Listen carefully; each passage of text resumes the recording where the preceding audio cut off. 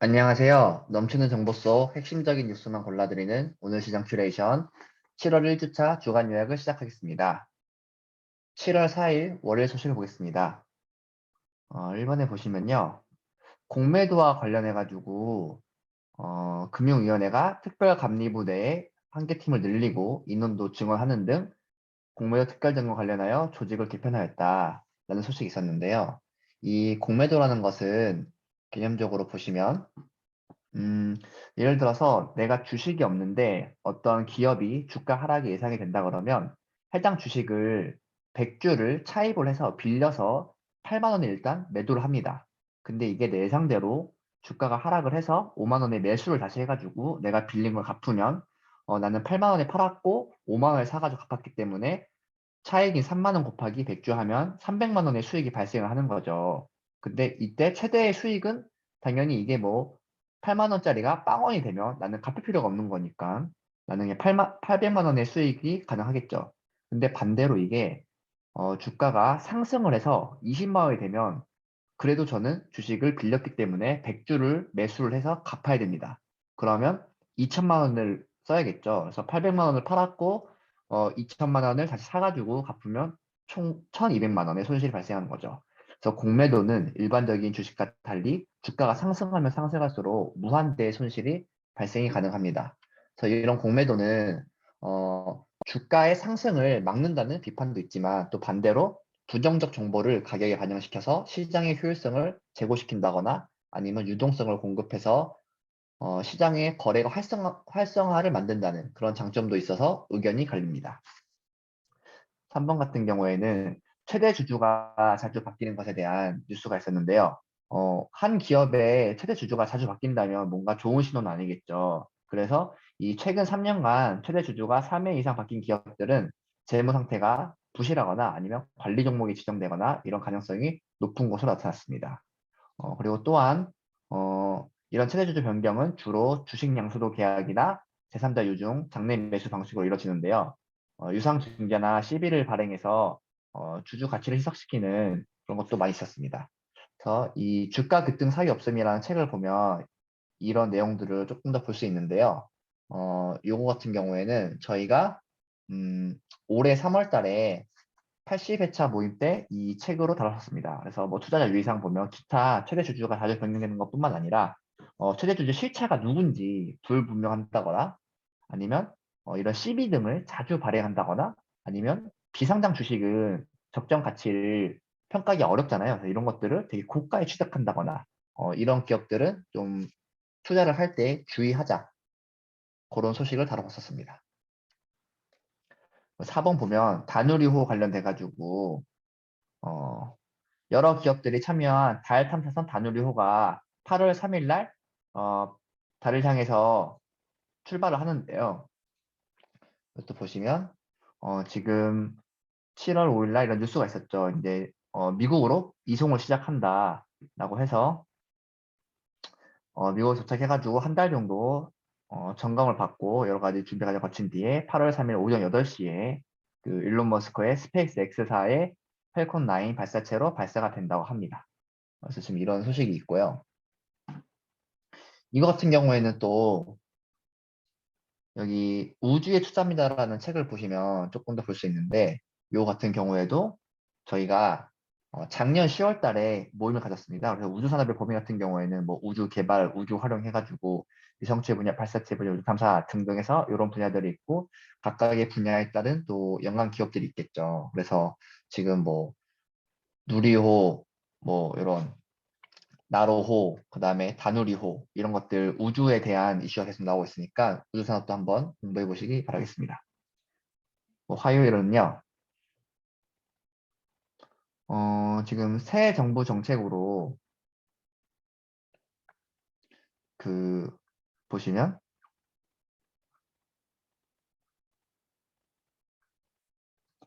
새 정부 정책이 3번에 있었네요. 네.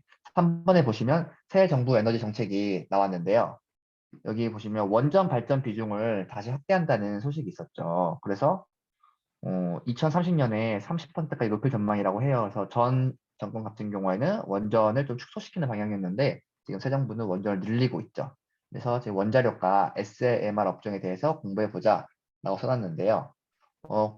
에너지와 관련돼 가지고 많은 분들이 이 뉴맵이라는 책을 추천을 많이 하시더라고요. 그래서 뭐 에너지, 기후, 지정학이라는 이런 키워드를 통해서 부와 권력 그리고 기회가 어떻게 집현되고 있는지 이런 책이 있으니까요. 저 아직 못 읽어봤는데 한번 읽어봐야겠어요. 근데 책이 좀 페이지가 632페이지라 두껍긴 합니다. 4번에 개미 투자 현황을 보시면요. 올해 들어서만 개인 투자자들이 이제 해외 파생 상품 거래도 엄청 증가를 하고 그 다음에 이런 TQQ나 SOXL 같은 이런 레버리지 상품들을 투자하는 경우가 많다 하더라고요. 그래서 이런 것들은 고위험군의 상품을 좀 한탕을 노리면서 하는 행태가 많은 듯해요. 자신이 투자하는 상품이 어떤 위험이 있는지 명확히 이해를 하고 투자를 하셔야겠습니다. 수요 소식으로는요. 이 차트를 보시면 제가 참여하고 있는 단톡방에서 한 분이 공유해 주셔가지고 가져와 봤는데요. 이게 코스피의 PER과 PBR 차트예요. 그래서 PER 같은 경우에는 평균적으로 보면 지금 9.97로 되어 있고 PBR은 1.08로 되어 있는데 지금 보시면 그거보다 떨어져 있죠. 그래서 과거에 이렇게 바닥을 찍고 올라왔던 거 대비해가지고 지금 시점이 어느 정도 와 있는지 요 코로나 때도 3월 달에 보시면 PR 이 정도였는데 지금 거의 근접해 있고 PBR 아직 거까지 아니지만 지금 계속 하락 추세죠. 그래서 이런 것들을 보면서 시장이 적정 주가 상태인지 하나의 참고 지표로 삼을 수 있으니까 참고하시기 바라고요. 더불어서 외국인의 코스피 비중이 또 30%대가 깨질 가능성이 있다고 해서 이렇게 되면 2008년 이후에 14년 만에 깨진다고 합니다. 그리고 장단기 금리 역전 같은 경우에도 지금 미국의 2년물 국채 금리가 2.792%로 10년물 2.789를 역전하였다고 해요. 일반적으로는 장기 같은 경우가 리스크가 더 높기 때문에 장기 금리가 더 높은 게 정상이죠. 근데 단기 금리가 역전했다는 것은 장기적인 경제 상황을 안 좋게 본다는 뜻이라서 별로 좋은 신호는 아닙니다. 그래서 이렇게 장단기 국채 금리 역전 현상이 벌어지면 경기 침체의 전조 현상으로 받아들여집니다. 그리고요. 수요일 날 소식을 보시면요. 어, 넘어가기 전에요. 여기 밑에서 보시면 4번에 인텔리아 테크라는 기업의 주요 임원들이 자사주 매입을 한다는 공시가 있었어요. 그래서 보시면 아까 뭐 저희가 우주 관련된 말씀을 드렸잖아요. 그래서 이런 다누리호 이슈도 있고 누리호 이슈도 앞으로 계속 있을 거라서 이런 인텔리아 테크를 비롯한 우주 관련 기업들이 계속 주목받을 듯 하니까요. 이 기업도 한번 살펴보시기 바라겠습니다. 목요일 날 넘어오면 1번에 국민연금이 지금 4월 말 수익률이 마이너스 3.79%를 나타내면서 4개월 연속 마이너스를 기록하고 있다고 합니다. 그 와중에 국민연금이 신규로 편입한 주요 종목들이 이렇게 있는데요. 국민연금은 국민의 재산에 관련된 거기 때문에 기본적으로 좀 보수적으로 투자할 수밖에 없습니다. 그래서 자산 배분의 관점에서는 참고할 만하지만 실제 매수 매도를 어떤 기업을 했는지가 우리가 개별 기업을 선정해서 투자를 함에 있어서는 큰 유용성은 없다고 생각됩니다. 그렇지만 이렇게 보시면 뭐 신규 기업이 부품주와 임플란트주를 선호했다고 하니까 업종에 대한 시각을 보는 데는 도움이 된다고 할 수 있겠습니다. 3번은 이제 기업들이 실적 시즌이 시작되었는데요. 삼성전자와 LG전자가 2분기 잠정 실적을 발표를 하였는데 좀 선방을 하였지만 기존의 컨센서스보다는 못 미치는 실적을 발표를 하였습니다. 그리고 또 이어지는 3분기의 전망도 썩 좋지는 않지만 어떤 업종들이 어떤 그 사업부들이 돈을 벌었는지를 보면서 관련된 기업들이 있을 거니까 투자 아이디어를 생각해 보시면 좋겠습니다. 그리고 업라이즈 펀드라고 해가지고 지금 이 펀드가 루나를 선물 거래 과정에서 강제로 267억 원치가 청산을 당했다고 하더라고요. 근데 이 업라이즈 같은 경우가 지금 이호성 님이 이 회사의 이사를 맡고 있으시고 또 업라이즈가 제공하는 이루더 투자 지금은 이름을 바꿔서 든든 투자인데요. 이곳의 대표가 또 유명 유튜버인 김단태 님이시고 또 지금 업라이즈가 제공하는 이 헤이비트 서비스를 그 컨텐츠 투자로 유명하신 강강님이 홍보를 많이 하셨거든요. 이렇게 지금 영상을 보시면 있는데 이런 좀 주요 유튜버 분들의 어떤 입장을 표명하실지 한번 지켜봐야 될 것 같은데 지금 또 들어가 보니까 아직 주요 채널들의 별다른 소식은 없습니다. 그리고 금요일 소식을 보시면 좀 구성을 바꿔가지고 기존에는 시장 상한가, 상한가 신고가 관련된 거를 앞에 썼었는데 이걸 좀 뒤로 바꿔보았습니다. 주요 소식은 이때는 갑작스러운 아베 전 일본 총리의 피살 소식이 있었죠. 병원에 이송이 되었으나 사망을 하였습니다. 그래서 관련해가지고 지금 뭐 주요 용의자의 신상이 이렇게 좀 공개가 되었고 우리나라는 갑자기 이런 것 때문에 일본 불매 운동 수혜주인 뭐 모나미, 삼성물산 이런 기업들이 상승했었습니다. 뭐 이번은 SM의 에스파 걸그룹이 지금 선주문 양이 162만 장을 돌파하면서 걸그룹 선주문 최고 기록 경신했다고 해서 SM 주가를 한번 주시해 봐야겠다라고 말씀을 드렸고요. 3번 같은 경우가 이제 제로투세븐이라는 영유아 관련된 회사가 있습니다. 네, 지금 뭐 여기가 또 메일 유업이랑 관련이 있거든요. 지금 메일 유업의 경쟁사인 남양유업이 한행컴퍼니와 좀 소송으로 시끄럽잖아요. 근데 이런 와중에 메일 유업 같은 경우가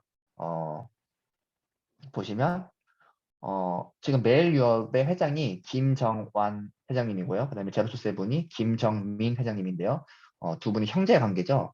그래서 메일 유업의 김정완 회장의 아들이 김오영 님입니다. 그래서 이분이 또 제로투세븐의 지분을 갖고 있는데요. 제가 여기 지금 쓴 거를 보면 지금 제로투세븐의 주가가 되게 낮은데 이 메일 유업 김정완 회장의 아들인 김오영 님이 그 메일 유업의 지분은 많지가 않고 오히려 제로투세븐의 지분이 많아요. 그래서 보시면 지금 이렇게 메일 유업은 오늘과의 지배 구조를 보시면 어, 메일 홀딩스가 있고 메일 유업이 있는데 여기 지금 김정아 회장님이 이렇게 있고 그 다음에 그 아들인 김오영님은 0.01% 밖에 안 갖고 있죠. 근데 이제 아버지니까 나중에 뭐 가업을 승계를 받아야 될 거 아니에요. 근데 반면에 보시면 지금 제로투세븐 같은 경우에는 어, 김정 회장 동생인 이제 김정민 회장이 갖고 있고 여기 김오영님이 6.56% 갖고 있어요. 그래서 아마 많은 분들이 예측한 게 김오영님이 이 제로투세븐을 이제 팔거나 아니면 이 자기가 갖고 있는 제로투세븐의 주식을 이 김정민 회장한테 넘기고 김정민 회장은 본인이 갖고 있는 여기 메일 유업과 메일 홀딩스의 이 주식을 이 김우영님한테 넘기는 이런 것들이 예상이 됐는데 갑작스러운 지금 이 시점에 어, 기업을 제로스텝을 매각을 한다 그러니까 매각을 하려나? 이런 생각이 들었는데 또 이런 소식이 나오니까 어쨌거나 금요일 날은 장중 21%까지 상승했습니다. 네. 지금 뭐 아직 김정아 회장님이 57년생이라 66세밖에 안 되셨고 지금 동생 김정민 제로투세븐 회장은 62년생으로 61세밖에 안 됐거든요. 그래서 이런 상황인데 한번 지켜봐야 될 것 같고 뭐 참고로 지금 메일 유업의 밑에 이 엠즈 시드는 우리가 그 폴바세 카페를 운영하고 있는 회사죠. 그리고 4번에 보시면 화장품 수출이 의외로 어, 세계 3위를 기록을 했다고 하면서 10년 연속 흑자를 기록했다고 합니다. 그래서 수출 지표를 보면 이렇게 나왔다고 해서 특히 좀 기초 화장용 제품 생산이 많이 늘었다고 하는데 관련돼 가지고 실적이 턴어라운드 할 수 있지 화장품 업종 주가들이 지금 많이 눌려 있는데 저는 이 턴어라운드 할 수 있을지 한번 봐야겠습니다. 그리고 뭐 자사주 취득 관련해 가지고 아까 인텔라테크도 말씀드렸는데 또 카카오뱅크도 지금 현재 주가가 공모가가 39,000원인데 지금 주가가 31,300원입니다. 주가 이런 상태에서 임직원들의 자사주 매입이 카카오뱅크에 있어서 한번 지켜봐야 될 것 같고요. 어, 제가 이제 노브랜드 버거를 처음 먹어봤는데 영수증 보니까 요 뒤에 이렇게 신세계 프로가 적혀 있더라고요. 그래서 이거 한번 그냥 한번 찍어봤는데 우리의 일상에 이렇게 많은 기업들이 연관돼 있다는 것을 좀 가볍게라도 보여드리려고 해봤고요. 지금 저는 2박 3일 동안 이렇게 속초와 강릉 다녀와가지고 뭐 서핑을 하고 돌아와서 귀가하자마자 영상을 찍고 있습니다. 그래서 2주 동안 모임을 쉬고 이제 이번 주 돌아오는 토요일 날 3주 만에 모임을 가지는데요. 이 나의 투자는 새벽 4시에 시작된다라는 책으로 모임을 가질 예정이고요. 이 책 같은 경우에는 지금 480만 원으로 30억을 벌고 또 여러 가지 비상장 주식이나 뭐 펀드 이런 거 투자해가지고 300억을 버신 유목민님의 이야기입니다. 그래서 요거 같은 경우에는 온라인 무료 참석이 가능하니까 일정이 되시는 분들은 많은 신청을 해주시고요. 오늘 정보가 도움이 되셨다면 좋아요와 구독 부탁드리겠습니다. 그럼 또 이번 한 주도 힘차게 보내세요. 감사합니다.